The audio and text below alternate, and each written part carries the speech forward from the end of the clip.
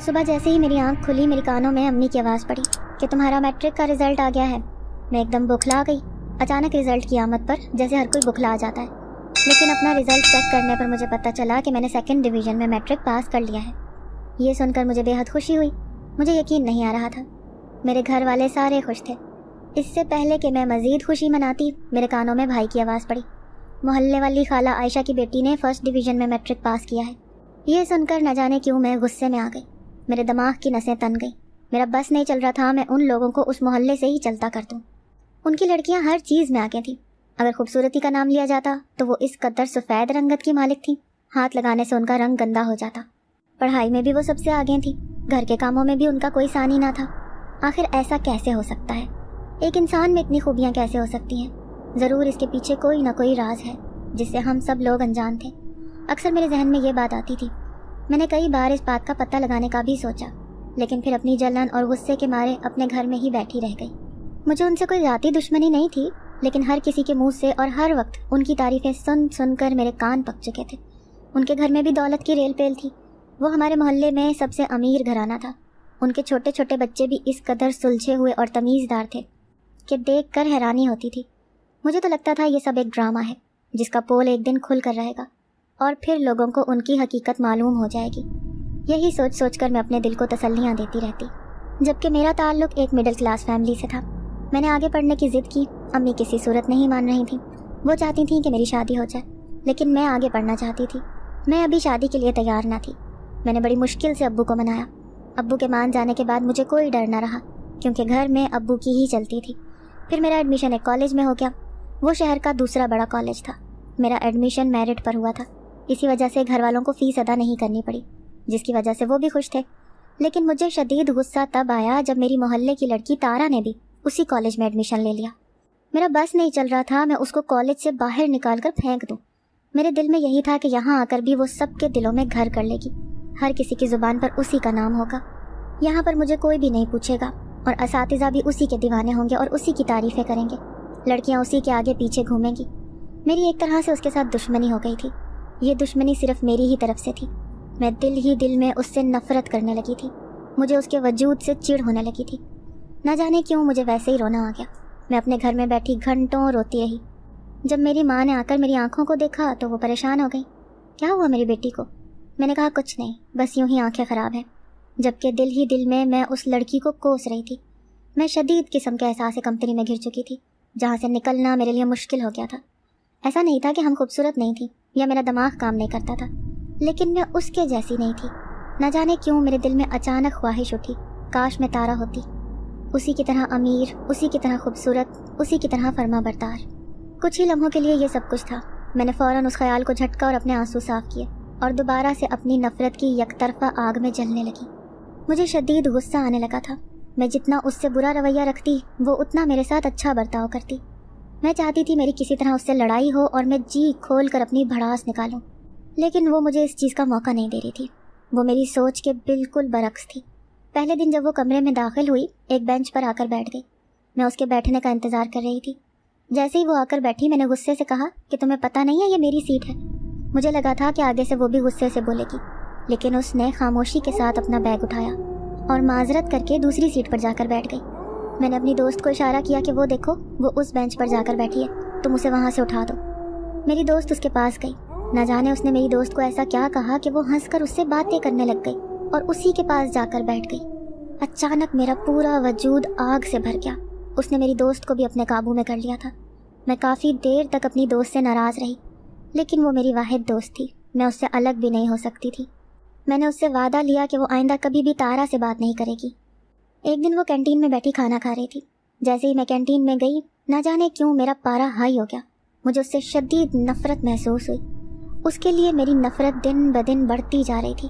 میں خود اس بات سے پریشان تھی، لیکن میں بے بس تھی۔ ایک عجیب سی چڑ تھی مجھے اس کے وجود سے۔ نہ جانے کیوں اس کی صورت دیکھ کر ہی مجھے غصہ آ جاتا تھا۔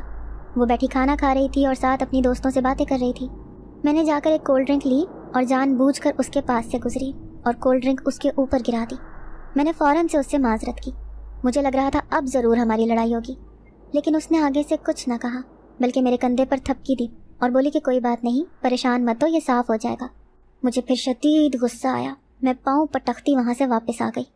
اس کے بعد بھی میں نے کئی بار اسے تنگ کرنے کی کوشش کی، کئی بار میں نے اسے واش روم میں بند کر دیا، لیکن آگے سے اس کا کوئی بھی رد عمل نہیں آیا۔ وہ بے حد ملنسار تھی، اس سے زیادہ وہ صبر کرنے والی تھی۔ میں نے اپنے دل میں سوچا کہ وہ بھی تو میری ہی عمر کی ہے، لیکن مجھے اس قدر شدید غصہ آتا ہے، جبکہ وہ ہمیشہ پرسکون ہوتی ہے، اپنے غصے پر قابو پا لیتی ہے۔ یہ سوچ آتے ہوئے ہی مجھے دوبارہ غصہ آنے لگا اور اس کے وجود سے نفرت محسوس ہونے لگی۔ میری نفرت سے میرے سارے گھر والے بھی آگاہ ہو چکے تھے۔ جب بھی میرے سامنے کوئی اس کا نام لیتا، آگے سے میں چیخ پڑتی اور اسے چپ ہونے کو کہتی یا اسے برا بھلا کہنا شروع کر دیتی۔ میری ماں میرا یہ رویہ دیکھ کر بہت پریشان تھی۔ انہوں نے کئی بار مجھے سمجھانے کی کوشش کی۔ میری اپنی بڑی بہن نے کئی بار مجھے کہا کہ ہر کسی کی اپنی خوبی ہوتی ہے، ہر کسی کی اپنی زندگی ہوتی ہے، اگر ہم نے یوں ہی کسی سے جلنا شروع کر دیں تو اپنی زندگی مشکل ہو جائے گی۔ اس کی بات سن کر مجھے جیسے پتنگے لگ گئے۔ میں کسی سے بھی نہیں جلتی، مجھے بس اس کے وجود سے عجیب سی چڑ ہے، مجھے اس کے نام سے بھی نفرت محسوس ہوتی ہے۔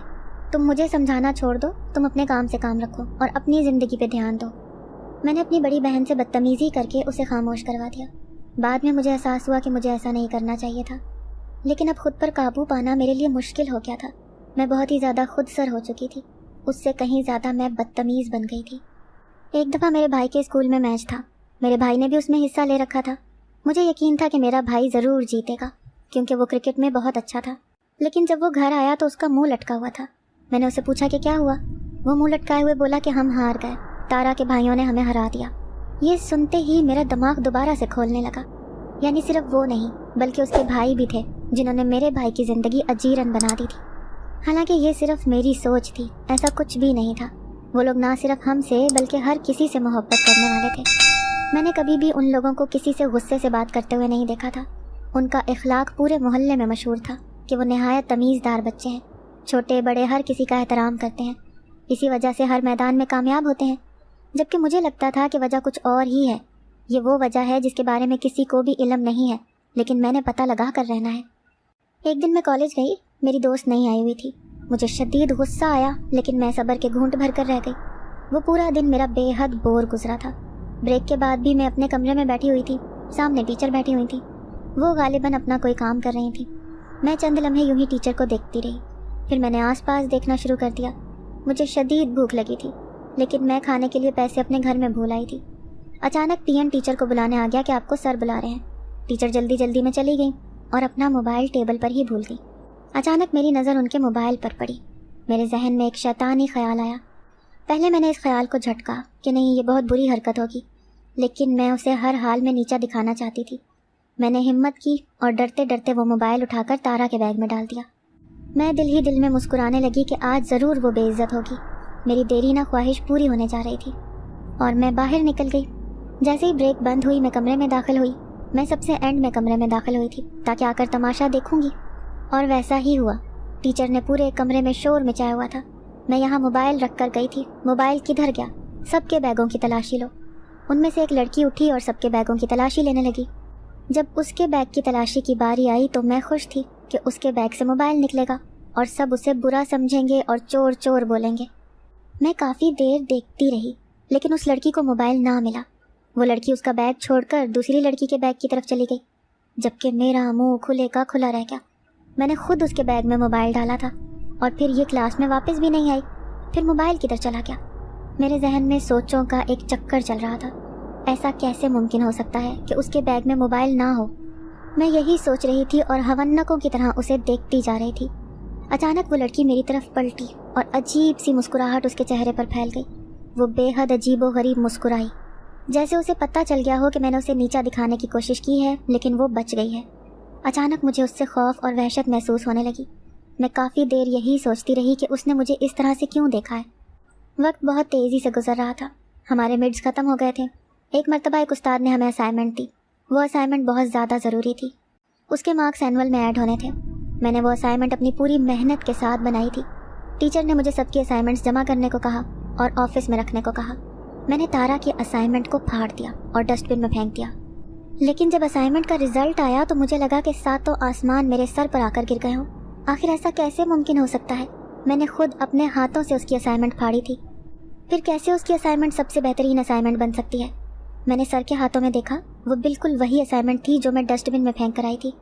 میرے ذہن میں ہزاروں سوالات مچل رہے تھے، جن میں سے کسی کا بھی جواب میرے پاس موجود نہیں تھا۔ مجھے پتہ چل چکا تھا کہ ضرور کوئی نہ کوئی گڑبڑ ہے، یا تو اس کے پاس جادو ہے یا پھر کوئی اور چیز جس سے یہ اتنی زیادہ مقبول ہے۔ مجھے بس اس چیز کا پتہ لگانا تھا۔ اس کے لیے مجھے سب سے پہلے اس کے گھر جانا تھا اور اپنے تعلقات اس کے ساتھ اچھے کرنے تھے۔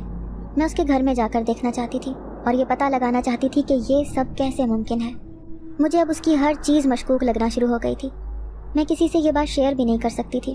اگر میں کسی کو یہ بتاتی تو الٹا میری ہی بے عزتی ہوتی، کیونکہ یہاں پہ قصور میرا اپنا تھا۔ ہمیشہ میں نے اسے نقصان پہنچانے کی کوشش کی تھی۔ میرے ذہن میں یہ بھی آیا کہ میں اپنی بڑی بہن کو اعتماد میں لوں اور اسے ساری بات بتاؤں، لیکن اگلے لمحے ایک بات میرے ذہن میں آ گئی، اور وہ یہ کہ سب سے پہلے یہ بات وہ امی کو جا کر بتائے گی۔ وہ تھی ہی امی کی چمچی، اور ہر چھوٹی سے چھوٹی بات وہ امی کو فوراً جا کے بتا دیتی تھی۔ اس سے میں اپنا کوئی بھی راز شیئر نہیں کر سکتی تھی۔ جو کرنا تھا مجھے خود ہی کرنا تھا۔ میں نے دل ہی دل میں سوچا اور اگلے ہی دن اس کے گھر جانے کا فیصلہ کیا۔ کل پیپر تھا، اپنی کتاب ہوتے ہوئے بھی میں نے سوچا کہ اس سے جا کر کتاب لوں گی۔ اس نے مجھے اپنے کمرے میں لا کر بٹھایا۔ وہ بے حد خوبصورت کمرہ تھا۔ اس سے پہلے ایسا خوبصورت کمرہ میں نے کہیں پر بھی نہیں دیکھا تھا۔ مجھے ایک نئے سرے سے جلن ہونے لگی۔ میں اپنا مشن بھول گئی۔ میری نظر اس کی ٹیبل پر پڑی، رول نمبر سلپ پڑی تھی۔ میں نے اس رول نمبر سلپ کو اٹھا لیا اور اپنے ہاتھوں میں مٹھی بنا لی۔ جب وہ کتاب لے کر آئی تو میں نے فوراً اس سے کتاب لی اور گھر آ گئی۔ راستے میں نے وہ رول نمبر سلپ پھاڑ کر پھینک دی۔ اگلے ہی دن اس کا پیپر تھا۔ میں خوش تھی کہ اس کے پاس رول نمبر سلپ ہی نہیں ہے، پھر وہ پیپر کیسے دے گی۔ اگلے دن جب وہ پیپر دینے کے لیے آئی تو میری حیرت کی انتہا نہ رہی، کیونکہ اس کے ہاتھ میں رول نمبر سلپ تھی۔ میں نے خود اپنے ہاتھوں سے وہ رول نمبر سلپ پھاڑی تھی۔ پھر ایسا کیسے ممکن ہو سکتا تھا؟ سوچ سوچ کر میرا سر دکھنے لگا، لیکن اس کا جواب مجھے نہیں مل رہا تھا۔ مجھے لگ رہا تھا کہ اگر میں نے مزید کچھ کیا تو میں پاگل ہو جاؤں گی۔ وہ میرے ہی کمرے میں بیٹھی تھی۔ جب میں نے اس کے چہرے کی طرف دیکھا تو اس کے چہرے پر اسی دن کی طرح ایک عجیب سی مسکراہٹ تھی، جیسے وہ میرا مذاق بنا رہی ہو اور مجھ پر ہنس رہی ہو۔ مجھ سے تھوڑی دیر سے زیادہ اس کی طرف دیکھا نہ گیا۔ میں نے فوراً سے اپنی نظریں ہٹا لیں۔ اچانک اس کی آنکھوں میں ایک عجیب سی چمک اور روشنی آ گئی تھی۔ میں نے جب نظر اٹھا کر اس کی طرف دوبارہ دیکھا تو وہ اپنے پیپر کی طرف متوجہ ہو چکی تھی۔ میں نے گہری سانس لی۔ پیپر میری سوچ سے بھی زیادہ آسان آیا تھا۔ وجہ یہ تھی کہ میں نے اس بار پہلے سے بھی زیادہ دل لگا کر تیاری کی تھی، تاکہ میں پہلی پوزیشن حاصل کر سکوں۔ اتنا لمبا پیپر ہونے کے باوجود اس نے آدھے سے بھی کم ٹائم میں پیپر ختم کر لیا۔ میں حیران رہ گئی اس قدر لکھنے کی اسپیڈ۔ میں نے اس بات کو جھٹکا اور اپنے پیپر کی طرف متوجہ ہو گئی، لیکن میرے ذہن میں ایک بات تھی کہ اگر اس کے نمبر پھر مجھ سے زیادہ آ گئے۔ یہ سوچ آتے ہی میرا دل اچاٹ ہو گیا۔ بڑی مشکل سے میں نے پیپر ختم کیا۔ پوری رات میں سوچتی رہی کہ ایسا کیا کروں کہ وہ پیپر نہ دے پائے۔ پھر میرے ذہن میں ایک خیال آیا۔ اگلے دن وہ واش روم میں جیسے ہی گئی، میں نے باہر سے واش روم کا دروازہ لاک کر دیا۔ یہ واش روم پیپرز کے کمروں سے قدرے دور تھا۔ میں نے واش روم کے باہر کا مین دروازہ بھی بند کر دیا اور چوکیدار کو بول کر باہر سے تالا لگا دیا۔ اس سیکشن میں 2 واش روم تھے، ایک قدرے دور اور ایک قدرے قریب۔ تمام لڑکیاں قدرے قریب والے واش روم کی طرف جاتی تھیں۔ کس قدر بے وقوف ہے تارا، میں نے دل ہی دل میں سوچا، اور پیپر دینے کے لیے آ گئی۔ اندر سے میں بہت خوش تھی کہ آج وہ اپنا پیپر نہیں دے پائے گی، نہ ہی کوئی اس طرف جاتا ہے جو اسے پتہ چلے گا کہ اندر کوئی بند ہے۔ لیکن مجھے جھٹکا تب لگا جب پیپر شروع ہونے سے تقریباً 30 سیکنڈ پہلے وہ کمرے میں داخل ہوئی۔ اس کے چہرے پر نہ ہی رونے کے نشانات تھے اور نہ ہی کسی قسم کی پریشانی تھی، بلکہ وہ ہمیشہ کی طرح مسکرائے جا رہی تھی، جس نے اس کی خوبصورتی میں مزید اضافہ کر دیا تھا۔ میں نے اپنا سر ہاتھوں میں پکڑ لیا کہ ہر بار وہ کیسے بچ جاتی ہے اور کون سی طاقت ہے جو اسے بچا رہی ہے۔ میں نے اسے جتنا پھنسانے کی کوشش کی ہے، اگر کوئی اور لڑکی ہوتی تو اب تک یہ کالج ہی چھوڑ کر چلی جاتی، لیکن نہ جانے یہ کون سی مٹی سے مل کر بنی تھی، نہ جانے اس کا کون سا ایسا دوست تھا جو ہمیشہ مشکل وقت میں اس کی مدد کر دیتا تھا۔ میں بس سوچتی ہی جا رہی تھی، لیکن سوالات کے جوابات میرے پاس نہیں تھے۔ میں اب تھک چکی تھی۔ اس کے ساتھ مزید کسی قسم کی برائی کرنے کی میرے اندر ہمت نہیں رہی تھی، لیکن پھر بھی مجھے اس کے وجود سے سخت نفرت تھی۔ میں ہر روز خود سے وعدہ کرتی تھی کہ میں اب کچھ بھی برا نہیں کروں گی، لیکن اس کو دیکھ کر ہی نفرت کی آگ میں جلنے لگتی تھی۔ میں ہر چیز کا ذمہ دار اس کو قرار دے رہی تھی۔ مجھے ایسا بنانے والی بھی وہی تھی۔ نہ ہی وہ ہمارے محلے میں رہنے آتی اور نہ ہی یہ سب کچھ ہوتا۔ میں نے دل ہی دل میں سوچا، حالانکہ مجھے خود اپنا قبلہ درست کرنا تھا۔ رات کو میری نیند آنکھوں سے کوسوں دور تھی۔ میرے ذہن میں بس یہی سوچیں چل رہی تھیں کہ کون اس کی مدد کر رہا ہے۔ ایسا کیسے ہو سکتا ہے کہ وہ مجھ سے ہمیشہ بچ جائے؟ پہلے اسائنمنٹ، پھر واش روم میں سے خود نکلنا، پھر موبائل کا اس کے بیگ میں نہ ہونا۔ یہ سارے کام میں نے خود اسے پھنسانے کے لیے کیے تھے، پھر وہ کیسے بچ گئی؟ اب پتہ لگانا لازمی ہو گیا تھا کہ آخر معاملہ ہے کیا۔ مجھے اب جوش سے نہیں بلکہ ہوش سے کام لینا تھا، اپنی آنکھیں کھلی رکھنی تھی۔ اگلے دن میں نے اس کے گھر جانے کا فیصلہ کیا۔ جب میں نے امی کو بولا کہ میں اس کے گھر جا رہی ہوں، امی میری بات سن کر حیران رہ گئیں۔ نفرت کے باوجود میرا اس کے گھر میں دوسرا چکر تھا۔ کہیں تمہاری اس کے ساتھ دوستی تو نہیں ہو گئی؟ بالکل بھی نہیں، میں چڑ کر بولی اور گھر سے باہر نکل گئی۔ جب میں اس کے گھر کے دروازے پر پہنچی تو گھر کا دروازہ پہلے سے ہی کھلا ہوا تھا اور اندر صحن صاف نظر آ رہا تھا۔ میں گھر کے اندر داخل ہو گئی۔ ابھی میں نے صحن پار ہی کیا تھا جب میرے کانوں میں گھر والوں کی آوازیں آئیں۔ ان کی آوازیں سن کر میں رک گئی اور وہیں کھڑی ہو کر ان کی باتیں سننے لگی۔ مجھے پتا تھا کہ یہ غیر اخلاقی حرکت ہے، کسی نے مجھے دیکھ لیا تو کیا سوچے گا، لیکن میں اپنے تجسس کے ہاتھوں مجبور ہو گئی۔ میں جاننا چاہتی تھی کہ راز کیا ہے۔ ہمارا اب یہاں رہنا بہت مشکل ہو گیا ہے، اب یہاں پر ہر طرف عامل ہی عامل ہیں۔ تارا کی امی بول رہی تھیں، آخر ان کو عامل سے کیا مسئلہ ہے؟ میں نے بھی دل ہی دل میں سوچا اور دوبارہ سے ان کی باتیں سننے لگی۔ تم ٹھیک کہہ رہی ہو، اگر کوئی بھی عامل ہمارے گھر میں آ نکلا تو اسے صاف پتہ چل جائے گا کہ ہم عام انسان نہیں بلکہ جنات ہیں، اور وہ ہمیں قید کرنے میں ایک لمحہ نہیں لگائے گا۔ ان کی بات سننے کی دیر تھی میرے رونگٹے کھڑے ہو گئے، یعنی کہ وہ عام انسان نہیں تھے، وہ جنات تھے۔ یہی وجہ تھی کہ تارا ہر مصیبت سے اتنی آسانی سے خود بخود نکل رہی تھی۔ آپ ٹھیک کہہ رہے ہیں ابو، اب یہاں پر ہمارا رہنا مشکل ہے، جتنا ممکن ہو سکے ہمیں اپنے گھر میں چلے جانا چاہیے۔ اچانک تارا کی آواز میرے کانوں میں پڑی۔ مجھ سے اپنی ٹانگوں پر کھڑے رہنا مشکل ہو گیا۔ اس سے پہلے کہ کوئی باہر آتا یا انہیں میری موجودگی کا احساس ہو جاتا، میں فوراً وہاں سے نکلی اور گرتی پڑتی اپنے گھر پہنچی۔ جب میں اپنے گھر کے اندر داخل ہوئی، میرے چہرے کی ہوائیاں اڑی ہوئی تھیں۔ میری امی یہ دیکھ کر حیران رہ گئی۔ کیا ہوا ہے؟ کوئی بھوت دیکھ لیا ہے؟ یہی سمجھیں، میں یہ کہہ کر اپنے کمرے میں چلی گئی۔ مجھے ان کا راز پتہ چل گیا تھا، اور یہ ایک ایسا راز تھا جو صرف مجھے ہی معلوم تھا، باقی سب انہیں انسان ہی سمجھ رہے تھے۔ میں یہ سوچ رہی تھی کہ کسی کو یہ بات بتانی چاہیے یا نہیں۔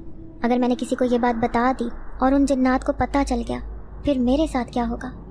میں نے خوف سے کسی کو بھی یہ بات نہ بتائی، لیکن پھر میرے ذہن میں خیال آیا، اگر میں اس جنزادی سے دوستی کر لوں، کیونکہ وہ بہت اچھی تھی اور کسی کو نقصان نہیں پہنچا رہی تھی۔ اگلے دن میں کالج گئی۔ میں کسی طرح سے اس سے بات کرنے کا موقع تلاش کر رہی تھی۔ میں یہی دیکھ رہی تھی کہ وہ اکیلی کھڑی ہو اور میں جا کر اس سے بات کروں۔ وہ موقع مجھے مل گیا۔ بریک تقریباً ختم ہونے والی تھی جب میں اس کے پاس گئی۔ میں نے اس سے معذرت کی، مجھے معاف کر دو، میں نے ہمیشہ تمہارے ساتھ غلط کیا ہے، مجھے ایسا نہیں کرنا چاہیے تھا۔ کوئی بات نہیں، مجھے خوشی ہے کہ تمہیں اپنے کیے پر شرمندگی ہے، میرے لیے یہی کافی ہے۔ مجھے کچھ اور بھی کہنا ہے، میں ہچکچاتے ہوئے بولی۔ مجھے پتا ہے کہ تمہیں میری حقیقت کے بارے میں پتہ چل گیا ہے، تارا مسکراتے ہوئے کہنے لگی۔ کل میں نے تمہاری موجودگی کو محسوس کر لیا تھا، لیکن میں بھی یہی چاہتی تھی کہ تمہیں پتہ چل جائے، اسی وجہ سے میں نے کسی کو بھی تمہارے بارے میں نہیں بتایا۔ کیا تم میری دوست بنو گی؟ نہ جانے کیوں میں نے اسے دوستی کی پیشکش کر دی، جسے اس نے خوشی خوشی قبول کر لیا۔ اس کے بعد وہ میری بہترین دوست بن گئی۔ ہماری دوستی اس قدر مثالی ہو گئی کہ لوگوں کو حیرانی ہوتی۔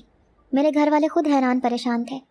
ایک وقت پر میں اس کا نام بھی سننا پسند نہیں کرتی تھی، اور اب میں اسے اپنی دوست بنا بیٹھی تھی۔ ایک دن میں اس سے باتیں کر رہی تھی، نہ جانے میرے ذہن میں کیا آیا۔ میں نے اسے کہا کہ میں کوکاف جانا چاہتی ہوں۔ میری بات سن کر وہ چونک گئی اور کہنے لگی کہ میرے ماں باپ کو پتہ چل گیا تو وہ بے حد غصہ ہوں گے۔ بس تھوڑی سی دیر کے لیے تم مجھے گھما کر لے آنا، میں دیکھنا چاہتی ہوں۔ تارا نے میری بات مان لی اور کہا کہ میرا ہاتھ پکڑو اور آنکھیں بند کر لو۔ میں نے آنکھیں بند کر لیں۔ مجھے یوں لگ رہا تھا جیسے میں ہوا میں اڑ رہی ہوں۔ اس کے کہنے پر جب میں نے آنکھیں کھولیں تو میں نے دیکھا میں کسی اور ہی دنیا میں تھی، جہاں اونچے اونچے محلات بنے ہوئے تھے۔ وہ بے حد خوبصورت جگہ تھی، لیکن وہاں کے لوگ بے حد عجیب و غریب تھے۔ میں نے اس سے تھوڑی دیر کے لیے کہا تھا۔ وہ تھوڑی دیر ہم گھومتے رہے، لیکن اس دوران مجھے یوں لگ رہا تھا جیسے کوئی مجھے گھورے جا رہا ہے۔ مجھے بڑی شدت سے اپنے اوپر نظروں کی تپش محسوس ہو رہی تھی۔ جب میں نے مڑ کر دیکھا تو ایک نہایت ہی خوبصورت انسان تھا۔ ایسا نوجوان میں نے اپنی ساری زندگی میں نہیں دیکھا تھا۔ وہ مجھے پرشوق نظروں سے دیکھ رہا تھا۔ اس کی نظروں میں ایک عجیب سی چمک تھی۔ اچانک میرے دل میں خوف بھر گیا۔ میں فوراً آگے دیکھنے لگی اور تارا سے کہا کہ مجھے واپس لے چلو۔ تارا مجھے واپس اپنی دنیا میں لے کر آ گئی۔ واپس آنے کے بعد میرا دل پریشان تھا۔ ایک عجیب سی بے چینی تھی جو میرے دل میں بھری ہوئی تھی۔ مجھے اپنے ساتھ کسی اور شخص کی موجودگی ابھی بھی محسوس ہو رہی تھی۔ یوں لگ رہا تھا جیسے کوئی مسلسل دیکھ رہا ہو۔ میں نے آگے پیچھے دیکھا لیکن وہاں کوئی بھی نہیں تھا۔ میری بہن بھی اپنے میکے واپس جا چکی تھی۔ اس رات میں نے اپنے کمرے میں اکیلے ہی سونا تھا۔ میں نے امی کے ساتھ سونے کا کہا لیکن دادی کی طبیعت خراب تھی۔ امی دادی کے ساتھ رکی ہوئی تھیں۔ رات میں کافی دیر تک ڈرتی رہی۔ تقریباً 12 بجے کے قریب میری آنکھ لگی۔ 3 बजे का वक्त था जब एक शोर पर मेरी आंख खुल गई। यूँ लग रहा था कि जैसे कोई गिटार बजा रहा है। मुझे गिटार का म्यूज़िक हमेशा से ही बहुत पसंद था, लेकिन हमारे घर में किसी के पास भी गिटार मौजूद नहीं था। फिर ये आवाज़ कहाँ से आ रही थी? धुन बेहद सुरीली थी जो मेरे दिमाग को सुकून बख्श रही थी। अचानक मैं उस धुन में मदहोश होने लगी। मेरे दिल में तजस्सुस उभरा कि मैं देखूं कि कौन है। यह आवाज़ मुझे छत के ऊपर से आ रही थी। चारों तरफ अंधेरा फैला हुआ था। गर्मियों का मौसम था। सिर्फ कीड़े मकोड़ों की आवाज़ें थीं जो कि माहौल में अजीब सी बेचैनी का समा पैदा कर रही थीं। खुद ब खुद मेरे कदम सीढ़ियों की तरफ बढ़ने लगे। मैं छत पर पहुंचने के करीब ही थी जब ठंडी हवा का झोंका आया।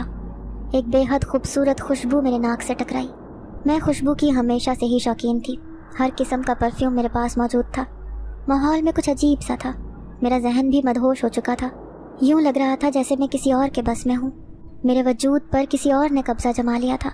मैं खुद को बेबस महसूस कर रही थी। जैसे ही मैं छत पर पहुंची, मैंने देखा वहाँ पर कोई भी नहीं था। अचानक ठंडी हवा का एक और झोंका आया और हल्की हल्की बारिश शुरू हो गई। मैं इस बिन मौसम की बारिश पर हैरान थी। अचानक बिजली चमकी। मैंने देखा छत के आखिर में कोई नौजवान खड़ा था। उसने मेरी तरफ अपनी कमर कर रखी थी। मैं उसका चेहरा नहीं देख पाई। मेरे कदम आहिस्ता आहिस्ता उसकी तरफ बढ़ने लगे। अचानक मेरे कानों में सरगोशी हुई। तुम्हारे हुस्न ने मुझे मदहोश कर दिया है। ये बेहद खूबसूरत आवाज़ थी। मेरा दिल ज़ोर से धड़का। लेकिन जैसे ही मैं किनारे पर पहुंची, मैंने देखा कि वहाँ पर कोई भी नहीं था। ऐसा कैसे हो सकता है? अभी तो वो यहीं पर था। अचानक मेरे पूरे वजूद को एक झटका लगा, जैसे मैं आज़ाद हो गई। आहिस्ता आहिस्ता मैं अपने होशो हवास में वापस आने लगी। एक खौफ सा मेरे दिल में बढ़ गया। मैं भाग कर नीचे आ गई। मेरा पूरा वजूद कांप रहा था। उसके बाद मेरे साथ अजीबो गरीब वाक़यात होने लगे। मुझे हर वक्त अपने साथ किसी न किसी शख्स की मौजूदगी का एहसास होता। मेरे दिल में शक पैदा होने लगा कि ये वही शख्स है जो मैंने कोकाफ में देखा था। शायद वो मेरे पीछे आ गया है। ये सोच आते ही मेरा दिल खौफ से भर गया। मैं ये बात तारा को नहीं बता सकती थी, क्योंकि वो कुछ वक्त के लिए इस दुनिया से अपनी दुनिया में चली गई थी। मुझे उसके आने तक का इंतज़ार करना था। मैंने किसी और को भी ये बात ना बताई कि कहीं मेरे अपने लिए मुसीबत ना खड़ी हो जाए।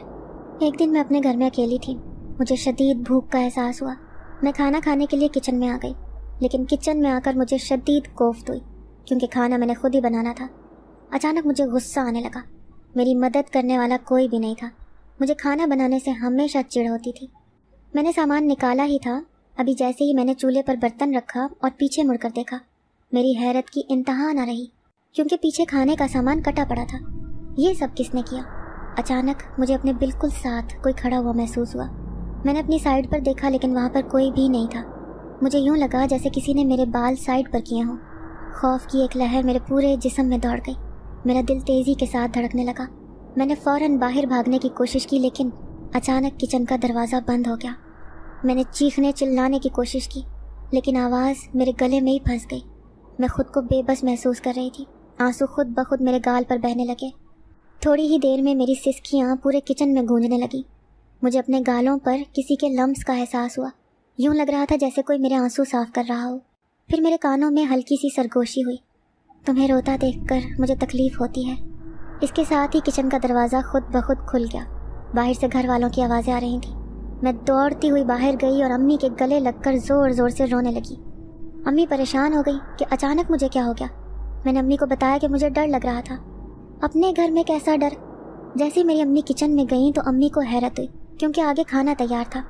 वाह भाई, आज तो तुमने खाना भी बना लिया। अम्मी की बात सुनकर मैं हैरान रह गई। जब मैंने किचन में जाकर देखा तो खाना बना हुआ था और उसकी खुशबू पूरे किचन में फैली हुई थी। मुझे पता चल गया कि ये सब वही कर रहा है। आखिर वो मुझसे चाहता क्या है? मुझे बस तारा के वापस आने का इंतज़ार था। रात को सोते वक्त एक अजीबो गरीब धुन पर मेरी आंख खुल जाती। वो जो कोई भी था मुझे डरा नहीं रहा था। वो बस मेरे आस पास मौजूद होता था, लेकिन इसके बावजूद मेरे दिल में उसके लिए खौफ था। मैं उसका चेहरा देखना चाहती थी। क्या ये वही नौजवान था जो मैंने कोहकाफ में देखा था? लेकिन मुझ में इतनी हिम्मत नहीं थी कि मैं उससे कह सकूं कि मेरे सामने आओ। मेरे हर काम मेरे करने से पहले ही हो जाते। जब मैं बर्तन धोने जाती, बर्तन पहले से धुले हुए मौजूद होते। खाना बनाने लगती, खाना पहले से ही तैयार होता। मेरी माँ मुझसे बहुत ज़्यादा खुश हो गई कि मैं सुधर गई हूँ, घर के काम करना शुरू कर दिए हैं। जबकि वो इस बात से अनजान थी कि उनमें से एक भी काम मैं खुद नहीं कर रही थी, ये खुद ब खुद हो रहे थे। एक दिन मैं सहन में बैठी कपड़े धो रही थी कि मुझे मेरी माँ ने आवाज़ दे दी। जब मैं अम्मा की बात सुनकर वापस आई, मैं हैरान रह गई। सारे कपड़े धुले हुए तार पर पड़े थे। अचानक मेरे जहन में ख्याल आया, अगर ऊपर से मेरी माँ आ जाए और सारे कपड़ों को धुला हुआ देखे तो वो क्या सोचेगी कि मैंने 1 मिनट के अंदर अंदर सारे कपड़े कैसे धो लिए। मेरा ख्याल यकीन में बदल गया। उसी वक्त मेरी माँ आ गई और मेरी बेइज्जती करने लगी कि तुमने अभी तक कपड़े धोना शुरू नहीं किए। उनकी बात सुनकर मैं बेवकूफ़ों की तरह उनके चेहरे को देखने लगी। यूँ मुझे क्या देख रही हो, बैठ के कपड़े धो। मुझे मोहल्ले में एक ज़रूरी काम है, मैं थोड़ी देर तक वापस आती हूँ। जब मैंने कपड़ों को देखा वो वैसे ही गंदे पड़े थे, लेकिन मेरी माँ के जाने के फ़ौरन बाद वो वैसी ही हालत में चले गए, धुले हुए और तार पर पड़े हुए। अब मेरी बर्दाश्त से बाहर हो गया। मैं अपने साथ मज़ीद किसी अनदेखे वजूद को बर्दाश्त नहीं कर सकती थी। आज ही तारा ने वापस आ जाना था। मैंने आज ही उससे बात करने का फ़ैसला किया, उसे अपना मसला बताऊं और इसको सुलझा सकूं। जैसे ही तारा आई मैं तारा के पास गई और फूट फूट कर रोने लगी। मुझे यूं रोता देखकर तारा परेशान हो गई। क्या हुआ, तुम ऐसे क्यों रो रही हो? वो फिक्रमंदी से बोली।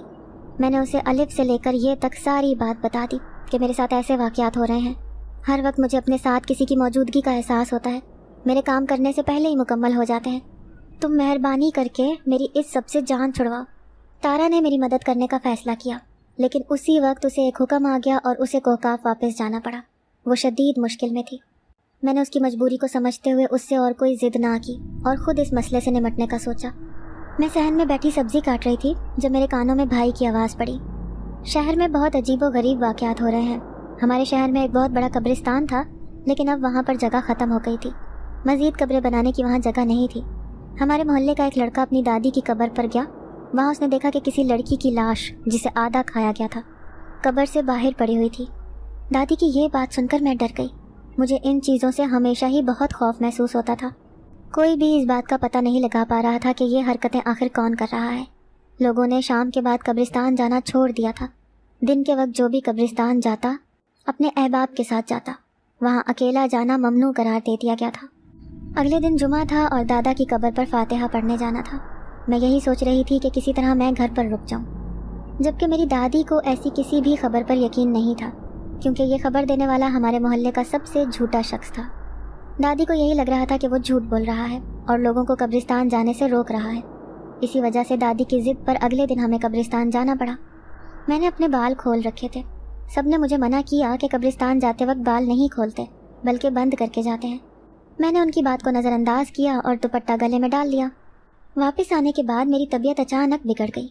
यूँ लग रहा था जैसे मेरे वजूद पर कोई कब्जा जमाने की कोशिश कर रहा हो। ये वैसा एहसास नहीं था जो मुझे पहले महसूस होता था। ये निहायत तकलीफदा एहसास था। रात को मैं पुरसकून नींद सो रही थी जब मेरी आवाज़ पायल की छमछम पर खुली। मैं खौफ से आगे पीछे देखने लगी। पूरे कमरे में कोई भी नहीं था। अचानक मुझे औरत के रोने की आवाज़ आने लगी।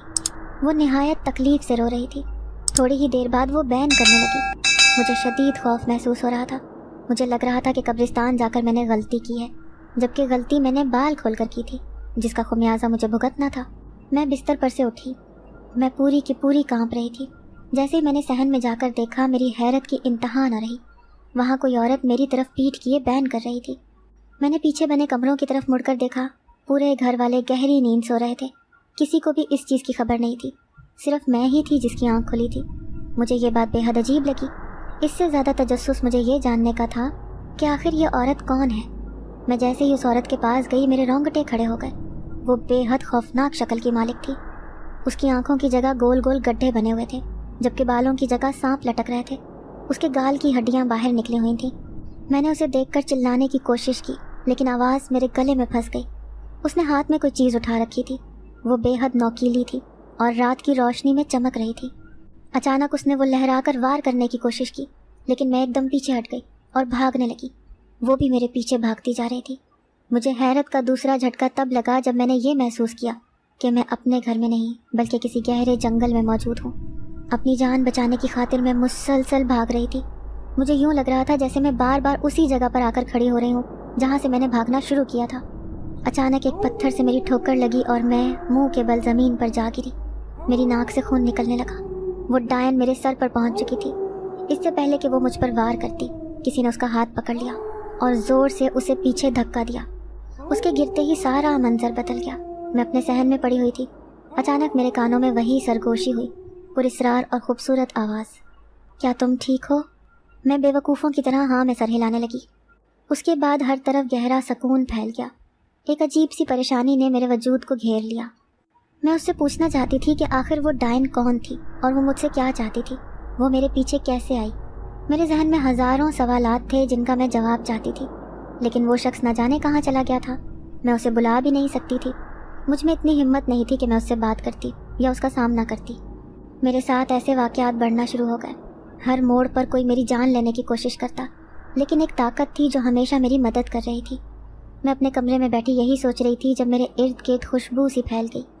جیسے ہی میں نے محسوس کیا، میں شروع ہو گئی۔ کون ہو تم؟ میرے سامنے آؤ، میں تمہیں دیکھنا چاہتی ہوں۔ کب تک تم مجھ سے چھپ کر رہو گے؟ میرے یہ کہنے کی دیر تھی کہ ایک نہایت خوبصورت نوجوان میرے سامنے آ گیا۔ یہ وہی نوجوان تھا جو میں نے کوکاف میں دیکھا تھا۔ میں ایک جن ذات ہوں۔ جب اس نے بولا تو اس کی آواز پراسرار تھی۔ میں نے جب تمہیں کوکاف میں دیکھا تو مجھے تم بہت پسند آ گئی۔ میں تمہارے پیچھے اسی دنیا میں آ گیا، لیکن جب میں نے محسوس کیا کہ تم مجھ سے تنگ ہونے لگ گئی ہو تو میں واپس جانے لگا تھا، پر تم نے خود کو ایک بہت بڑی مصیبت میں پھنسا لیا ہے۔ تمہیں بچانے کے لیے میں یہاں پر دوبارہ رک گیا۔ کیسی بڑی مصیبت؟ میں نے ڈرتے ڈرتے پوچھا۔ قبرستان میں جو بھی پراسرار واقعات ہو رہے تھے وہ سارے سچے تھے۔ یہ سب ایک ڈائن کر رہی تھی جو کہ کچھ وقت پہلے ہی اس قبرستان میں آ کر بسی تھی۔ تمہارے گھر والوں نے تمہیں منع بھی کیا تھا کہ بال کھول کر قبرستان مت جانا، لیکن تم نے ان کی بات نہیں مانی۔ اس ڈائن نے جب تمہارے بالوں کو دیکھا تو وہ ان پر عاشق ہو گئی اور وہ تمہاری جان لے کر تمہارے بال اپنے ساتھ لے جانا چاہتی ہے۔ اس کی بات سن کر میں ایک دم پریشان ہو گئی، میری آنکھوں میں آنسو آ گئے۔ تمہیں پریشان ہونے کی یا ڈرنے کی ضرورت نہیں ہے، میں ہمیشہ تمہاری مدد کروں گا۔ اس نے مجھے پہننے کے لیے ایک انگوٹھی دی۔ جب تک یہ انگوٹھی تمہارے پاس ہے وہ تمہارا کچھ بھی نہیں بگاڑ پائے گی۔ وہ صرف تمہیں ڈرانے کی کوشش کرے گی، لیکن تمہاری جان نہیں لے سکتی۔ جب تک میں اس کا بندوبست نہ کروں تب تک تم یہ انگوٹھی اپنے ہاتھوں سے نہ اتارنا۔ میں نے اس سے انگوٹھی لے لی اور مشکور نظروں سے اسے دیکھنے لگی۔ تھوڑی ہی دیر میں وہ وہاں سے غائب ہو گیا۔ تقریباً شام کا وقت تھا، سب لوگ صحن میں بیٹھے ہوئے تھے، جب مجھے یوں محسوس ہوا جیسے کسی نے مجھے آواز دی ہو۔ میں نے کہا، کیا کسی نے مجھے بلایا ہے؟ سب نے کہا نہیں۔ میں اپنا وہم سمجھ کر خاموش ہو گئی، لیکن مجھے آواز دوبارہ آئی۔ اس بار آواز مسلسل آ رہی تھی اور چھت سے آ رہی تھی۔ میں نے کنکھیوں سے اپنے گھر والوں کو دیکھا، وہ سب اپنی باتوں میں مصروف تھے۔ میں سمجھی شاید جن زاد واپس آ گیا ہے، جبکہ آواز پر غور کیے بغیر، اپنے دماغ کا استعمال کیے بغیر میں چھت پر چلی گئی۔ میں نے چھت پر جا کر دیکھا، وہاں پر کوئی بھی نہیں تھا۔ اچانک میری نظر ایک کالی بلی پر پڑی جو خون خوار نظروں سے مجھے گھور رہی تھی۔ مجھے بلیوں سے لگاؤ تھا، لیکن اس بلی میں کچھ عجیب سا تھا۔ مجھے اس سے خوف محسوس ہونے لگا۔ میں نیچے جانے کے لیے مڑنے ہی والی تھی کہ اچانک میرے قدم زمین میں جم گئے اور وہ بلی آہستہ آہستہ میری طرف بڑھنے لگی۔ مجھے کچھ غلط ہونے کا شدت سے احساس ہو رہا تھا۔ مجھے لگ رہا تھا کہ جیسے چھت پر آ کر میں نے بہت بڑی غلطی کر دی ہو۔ تبھی اچانک اس بلی کی شکل بدلی اور وہ اسی بدصورت ڈائن کی شکل اختیار کر گئی۔ وہ اس قدر ڈراؤنی تھی کہ اسے دیکھ کر کسی بھی کمزور دل شخص کی روح آسانی سے نکل سکتی تھی۔ وہ مجھ پر حملہ کرنے والی تھی کہ نہ جانے کیسے اسے جھٹکا لگا اور وہ دور جا کر گری۔ تم کب تک خود کو مجھ سے بچاؤ گی؟ میں تمہارے سامنے تمہارا کلیجہ نکال کر لے جاؤں گی۔ اس کی باتیں سن کر میرے رونگٹے کھڑے ہو گئے، لیکن مجھے اس بات کی تسلی تھی کہ جب تک میرے پاس یہ انگوٹھی ہے وہ میرا کچھ نہیں بگاڑ سکتی۔ ایک دم اس کی نظروں کا زاویہ تبدیل ہوا اور وہ میری انگوٹھی کو گھورنے لگی۔ اس کی آنکھیں شیطانی سے چمکیں اور چہرے پر ایک مکرواں مسکراہٹ آ گئی۔ چند ہی لمحوں کے بعد وہ غائب ہو گئی۔ تقریباً 2 دن سکون سے گزر گئے۔ ان 2 دنوں میں میرے ساتھ ایسا کوئی بھی واقعہ پیش نہ آیا۔ چند دنوں کے بعد میری ایک دوست میرے گھر میں آئی۔ آتے ساتھ ہی وہ میری انگوٹھی کو دیکھنے لگی۔ وہ بہت عجیب برتاؤ کر رہی تھی، یوں لگ رہا تھا جیسے یہ وہ نہ ہو یا جو بننے کی کوشش کر رہی ہے وہ نہ ہو۔ کیا میں یہ انگوٹھی دیکھ سکتی ہوں؟ اچانک اس نے فرمائش کی۔ میں یہ بھلا چکی تھی کہ ڈائن میرا انگوٹھی اتارنے کے انتظار میں ہے۔ ہاں کیوں نہیں، میں نے فوراً انگوٹھی اتار کر اسے دے دی۔ جیسے ہی میں نے انگوٹھی اتاری، میری دوست کی شکل بدلی اور وہ ڈائن کی شکل اختیار کر گئی۔ وہ زور زور سے کہے لگانے لگی، اس سے پہلے کہ وہ میرا کلیجہ نکالتی، نہ جانے وہ جن ذات کہاں سے آ گیا۔ ان دونوں کی آپس میں لڑائی ہونے لگی۔ جن ذات نے کچھ پڑھ کر مجھ پر پھونک ماری جس کی وجہ سے میرے گرد حصار قائم ہو گیا۔ تارا بھی وہاں پہنچ چکی تھی۔ دونوں نے مل کر اس ڈائن کا کام ختم کر دیا۔ تارا کو اتنے عرصے کے بعد اپنے سامنے دیکھ کر میں بہت خوش تھی، لیکن میں یہ نہیں جانتی تھی کہ وہ دونوں ہمیشہ ہمیشہ کے لیے مجھ سے جدا ہونے جا رہے ہیں۔ یہاں پر عامل بہت زیادہ بڑھ چکے تھے، اس وجہ سے جنات کا یہاں رہنا مشکل ہو گیا تھا۔ ان کے لیے کوہکاف جانا لازمی ہو گیا تھا۔ دونوں نے مجھ سے واپس آنے کا وعدہ کیا اور اپنا خیال رکھنے کو کہا۔ اس کے بعد وہ میری نظروں سے اوجھل ہو گئے۔ مجھے لگا جیسے میں پھر سے بالکل تنہا ہو گئی ہوں۔